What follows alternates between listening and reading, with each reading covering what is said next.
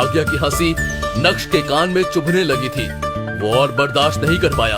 उसने अपनी जेब से बैंक का चेकबुक बाहर निकाला और एक साइन ब्लैंक चेक अनिका की तरफ बढ़ाते हुए बोला, अनिका, ये तुम्हारे लिए, मतलब अंजी कॉर्पोरेशन के लिए। मुझे पता है कि रकम ज्यादा होगी तो कैश तो नहीं चलेगा, नहीं तो मैं कैश दे देता। अमाउंट भी मुझे पता नहीं तो मैंने ब्लैंक चेक पे साइन कर दिया। नक्श की बात सुनकर अनिका शॉक थी। उसी स्टेट में उसने नक्श के हाथ से वो ब्लैंक चेक ले तो लिया, लेकिन उसे समझ नहीं आ रहा था कि वो रिएक्ट कैसे करे। दूसरी तरफ भाग्या ये सीन देखकर और भी जोर से हंसने लगी और उसे लगा जैसे नक्श तो वाकई में बहुत बड़ा बेवकूफ है जो उसके कहने पर कुछ भी हरकतें कर रहा है। भाई साहब, अंजी कॉर्पोरेशन को बचाना है, बेचना नहीं है। और तुम्हें पता है ना कि ब्लैंक चेक देने से कुछ फायदा नहीं है, बैंक में पैसे होने चाहिए। और तुम्हारे पास तो इतना माल है नहीं। हाँ, हम सबको पता है तुम्हारे बैंक में कितने पैसे हैं। देख लिया तुमने, अब वापस दे दो प्लीज। और ये बताओ, तुम्हारे पास माल है?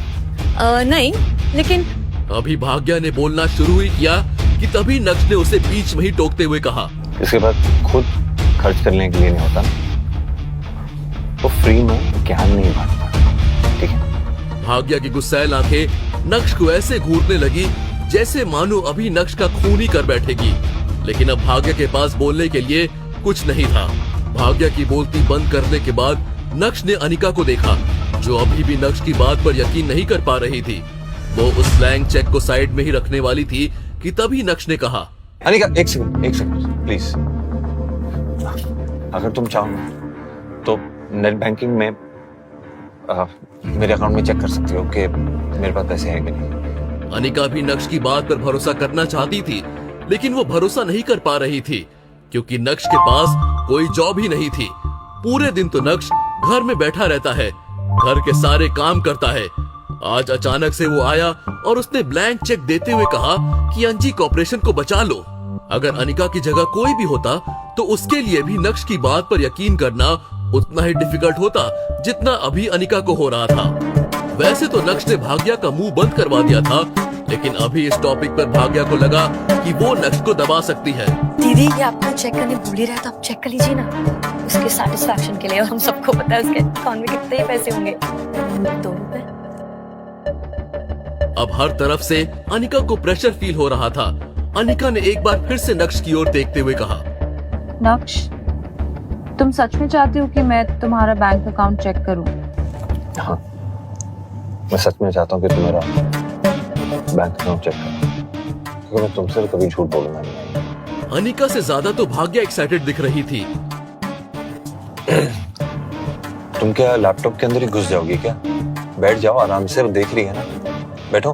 तुरंत ही नक्श ने अनिका को कस्टमर आईडी बताया और धीमी आवाज में बोला, वैसे पासवर्ड तुम्हारा बर्थ डेट है। पासवर्ड एंटर करने के बाद जैसे ही बैंक की साइट ने उस अकाउंट का बैलेंस दिखाया, वैसे ही अनिका के तोते उड़ गए। उस अकाउंट में पूरे 5 करोड़ रुपए थे। जब भाग्य की नजर लैपटॉप स्क्रीन पर गई तो उसका मुंह भी खुला का खुला रह गया था। ये कैसे हो सकता है? How is this possible? कहते हुए भाग्या पूरी तरह से शॉक नजर आ रही थी। इसी बीच चित्रा भी घर आ गई और जब उसने ये सिचुएशन देखी तो वो तुरंत ही बोली, क्या हो गया? भाग्या केम छो? શું કરે છે? भाग्या ने तुरंत ही चित्रा का ध्यान लैपटॉप स्क्रीन की तरफ बढ़ाया और जब चित्रा की नजर भी 5 करोड़ पर पड़ी तो वो भी पूरी तरह से स्टंट थी। तुम्हारे पास इतने पैसे कहाँ से आए? माँ, वो नक्श ने दिया।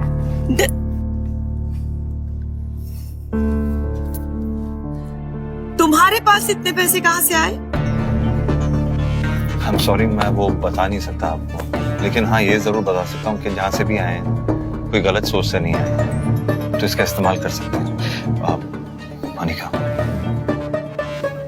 तुम इन पैसों का आंख बंद करके इस्तेमाल कर सकती हो, सच में। ये बोलने के बाद नक्श ने अपनी एक नजर भाग्य पर डाली और बोला, भाई बड़े बेशरम लोग हैं यहाँ पे, इतनी बेइज्जती होने के बावजूद यहीं खड़े हो। लगता है और कोई काम धंधा नहीं है। क्या करें, सारा काम मुझे ही करना पड़ रहा है आजकल। ये सुनकर भाग्या पूरी तरह से स्टंट रह गई थी। जिस आदमी के मुंह में पहले जुबान नहीं थी, आज वही जुबान कैंची की तरह चल रही थी। शर्म और गुस्से के मारे भाग्या का चेहरा पूरा लाल हो गया था। इससे पहले कि भाग्या कुछ बोले, अनिका ने नक्श का हाथ पकड़ा और तुरंत ही उसे बेडरूम में ले गई। अरे अनिका, नक्श, सच सच बताओ, तुम्हारे पास ये पैसे कहाँ से है? यहाँ पे कोई नहीं है। अनिका छोड़ो ना, मैं वैसे भी बहुत थक गया हूँ, मैं बाद में बात करूंगा। बताओ, ये पैसे कहाँ से आए तुम्हारे पास? नक्श ने अनिका के चेहरे पर टेंशन वाला रूप देखा, लेकिन मन ही मन नक्श को ये सब बहुत अच्छा लग रहा था। पहली बार अनिका ने नक्श का हाथ पकड़ा था।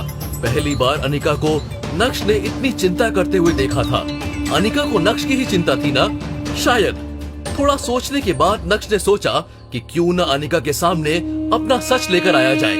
नक्श ने अनिका से कहा, अगर मैं ये कहूँ कि मैं एक बहुत बड़ी कंपनी का बॉस हूँ और ये पैसे मेरे लिए कुछ नहीं, तो क्या तुम मेरा यकीन करोगे? नक्श की बात सुनकर तुरंत ही अनिका ने नक्श का हाथ छोड़ा और नफरत भरी नजरों से नक्श की ओर देखते हुए कहा, नक्श, मजाक करने की जरूरत नहीं है।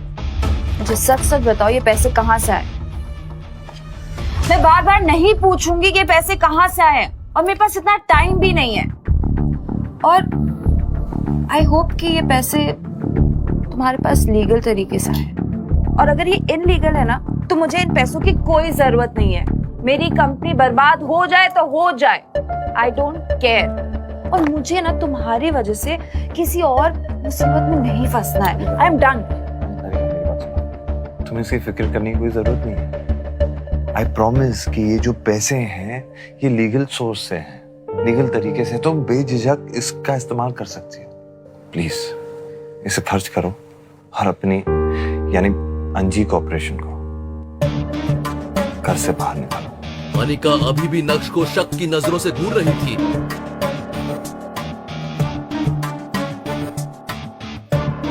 ठीक है, मैं तुम पे भरोसा कर रही हूँ, और तुम भी चिंता मत करो, मैं तुम्हें पैसे जल्दी लौटा दूंगी, जितनी जल्दी हो सकेगी उतनी जल्दी। Okay, thank you. You welcome.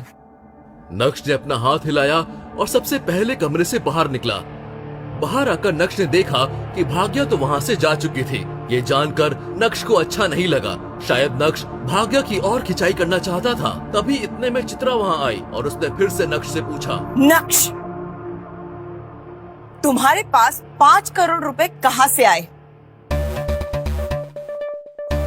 इतने में अनिका ने अपनी माँ को साइड में किया और उसके कान में कुछ बोलने लगी। उसके बाद से चित्रा ने कोई सवाल जवाब नहीं किए। हालांकि नक्श के प्रति उसका एटीट्यूड पहले से थोड़ा जेंटल हो गया था। दूसरी तरफ अब सूरत शहर की ही नहीं बल्कि पूरे गुजरात की काया पलट होने वाली थी। भानुशाली ग्रुप में नए सीईओ की एंट्री हो गई थी। पूरे गुजरात में ये बात करने का मेन टॉपिक बन गया था।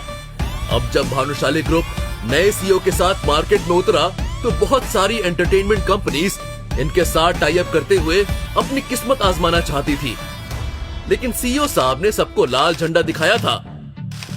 यहाँ तक कि उन कंपनीज को भी जो पहले कई सालों से भानुशाली ग्रुप के साथ काम करते हुए आ रही थी, नक्श ने सबका कॉन्ट्रैक्ट खत्म कर दिया था।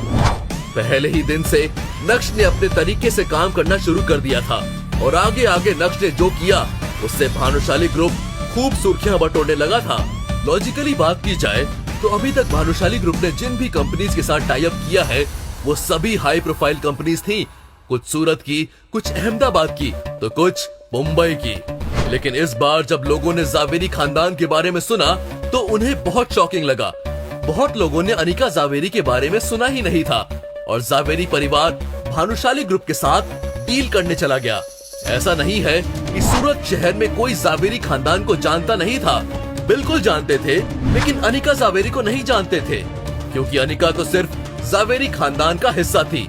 उसका नाम कभी भी जावेरी खानदान के चर्चित सितारों में शामिल नहीं होता था। हाँ, लेकिन सूरत शहर में नवीन जावेरी को लेकर काफी बातें उठी थी। बहुत से लोगों को पता चल गया था कि जावेरी खानदान का चर्चित चेहरा नवीन जावेरी यानी अपने मैम्बो अंकल भानुशाली ग्रुप के साथ डील करने गए थे, लेकिन उन्हें रिजेक्ट कर दिया गया। लोग बहुत ही ज्यादा कंफ्यूज थे। जब जावेरी खानदान के सबसे पावरफुल इंसान नवीन जावेरी को रिजेक्ट कर दिया, तो फिर भला ये अनिका जावेरी भानुशाली ग्रुप जाकर कौन सा तीर मार लेगी? भानुशाली ग्रुप का नया सीईओ आखिर सोच क्या रहा है? क्या वो बड़ी हाई प्रोफाइल कंपनीज की जगह अब क्या छोटी छोटी कंपनीज के साथ काम करना चाहता है? कुछ ऐसे ही सवाल लोगों के मन में उठने लगे थे। ये सारे सवाल सिर्फ लोगों के मन में ही नहीं, बल्कि अब तो अनिका जावेरी के मन में भी उठने लगे थे, क्योंकि उसे भी कुछ समझ में नहीं आया कि उसके साथ हुआ क्या। जिस दिन वो पार्टनरशिप की बात करने भानुशाली ग्रुप गई, तो नए सीईओ से उसकी कोई मुलाकात नहीं हुई, लेकिन उसके हाथों में सीधा कॉन्ट्रैक्ट थमा दिया गया। सब कुछ बहुत स्मूथली हुआ, इतना स्मूथली कि अनिका को लगने लगा कि कहीं वो सपना तो नहीं देख रही है।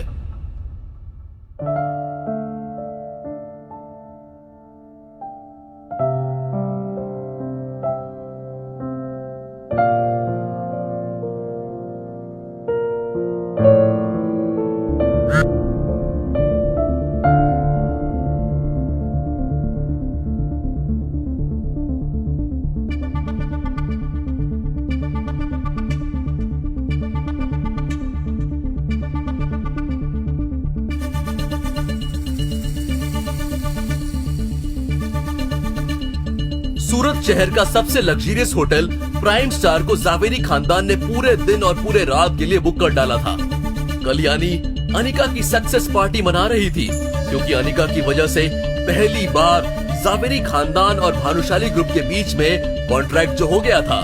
कल्याणी ने जावेरी खानदान के सभी लोगों को इस पार्टी में आने के लिए कहा, और भला कल्याणी की बात को कोई कैसे टाल सकता था? प्राइम स्टार के बैंक्वेट हॉल में सबकी नजर बस अनिका पर ही अटकी हुई थी। नक्श अनिका के पीछे पीछे घूम रहा था।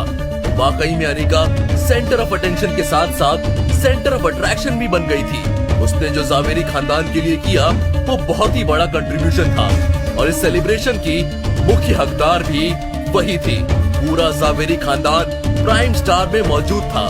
कल्याणी ने अपने परिवार की इस सेलिब्रेशन पार्टी को एंजॉय करने के लिए सूरत शहर के नामचीन लोगों को भी इनवाइट किया था, और ये सब इसलिए किया गया क्योंकि कल्याणी का सिर्फ एक ही मकसद था, सबको इस बारे में बताना कि अब जावेरी खानदान और भानुशाली ग्रुप पार्टनर्स हो गए हैं। आज नक्श ने काफी अच्छे कपड़े पहने थे और वो बहुत हैंडसम लग रहा था। अभी नक्श चेयर पर बैठने ही वाला था, तभी उसे एक कड़क आवाज सुनाई दी। अरे भाई हटो! किसकी थी वो आवाज? क्या इस सेलिब्रेशन पार्टी में नक्श की बेइज्जती होने वाली थी? अगर हाँ, तो वो कौन करने वाला था? क्या अनिका नक्श की साइड लेगी, या फिर घमंड के मारे अनिका नक्श की तरफ देखेगी भी नहीं? अगर ऐसा हुआ तो फिर नक्श क्या करेगा?